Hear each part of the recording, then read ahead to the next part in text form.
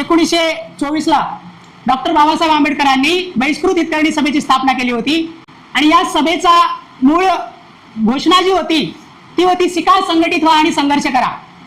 आणि याच मूळ उद्देशाला अनुसरून आज देशभरातील विद्यार्थी जेव्हा आंदोलन करतायत, या जंतर मंतर या ठिकाणी शांततापूर्वक आंदोलन करण्याचा आपल्याला संवैधानिक अधिकार असताना जेव्हा हे सरकार अशा आवाजांना दाबण्याचा प्रयत्न करताय, तुम्ही किती आवाजांना दाबणार आहात? जेवढे आवाज तुम्ही दाबसाल तेवढे आवाज या देशामधून उठतील।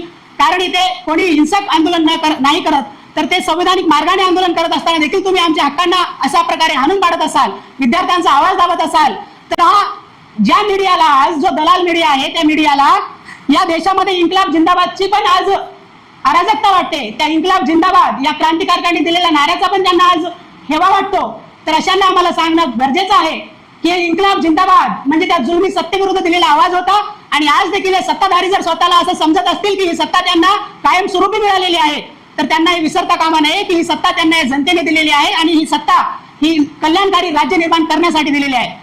जर अशाच प्रकारे तुम्ही या लेकरांचा, विद्यार्थ्यांचा, तरुणांचा आवाज दाबत असाल तर हा तरुणांचा देश आहे।